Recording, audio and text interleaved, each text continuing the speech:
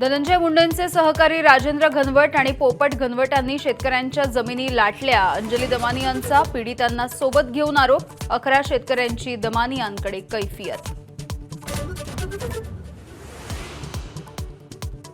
कळंबमधील महिला हत्या प्रकरणी धक्कादायक माहिती उजेडात। हत्येच्या नंतर आरोपीचा मृतदेहासोबत 2 दिवस वावर। अनैतिक संबंध आणि पैशाच्या वादामधून हत्या झाल्याची पोलिसांची माहिती। संतोष देशमुखांना बलात्काराच्या खोट्या गुन्ह्यामध्ये अडकवण्याचा विष्णू चाटे आणि सुदर्शन घुलेचा प्लॅन होता। गोपनीय साक्षीदाराची साक्ष एबीपी माझाच्या हाती। प्लॅनिंग होताना साक्षीदार उपस्थित असल्याची माहिती। खोक्या प्रकरणामध्ये विलन ठरवून आपल्या खुनाचा कट। मराठी वृत्तपत्राला दिलेल्या मुलाखतीमध्ये आमदार सुरेश धस यांचा खळबळजनक दावा।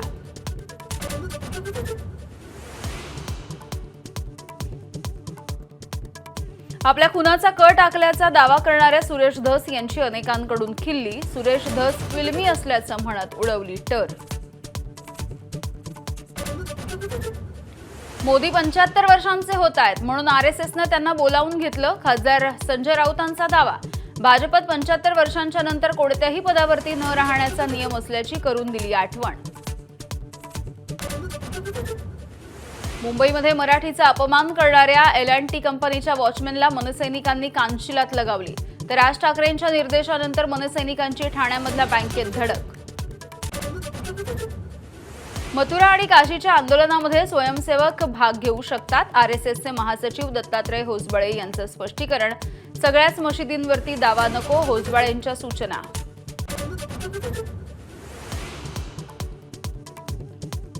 गुजरातच्या बनसकांतामध्ये फटाक्यांच्या कारखान्याला लागलेल्या आगीमध्ये 17 जणांचा मृत्यू।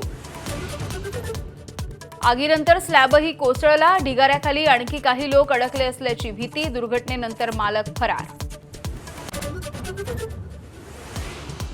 प्रयागराजमधील बुलडोझर कारवाईवरून सुप्रीम कोर्टाचा दणकाव। बुलडोझरने घरं पाडलेल्यांना प्रत्येकी 10 लाखांची भरपाई देण्याचे आदेश।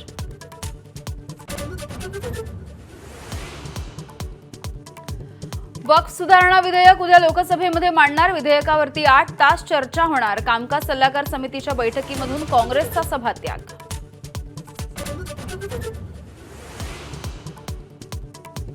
कॉमेडियन कुणाल कामराच्या शोसाठी उपस्थित असलेल्या प्रेक्षकांना सुद्धा मुंबई पोलिसांचं समन्स। तर कामराच्या व्हिडिओवरती जगभरातून देणग्यांचा वर्षाव।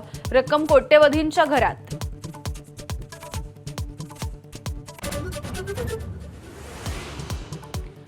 भंडाऱ्यामधली भेसळ रोखा। जेजुरीच्या मार्तंड देवस्थानाचे राज्य सरकारला पत्र। भेसळीच्या भंडाऱ्यामुळे भाविकांचं आरोग्य धोक्यात अशी तक्रार। एबीपी माझा, उघडा डोळे बघा नीट।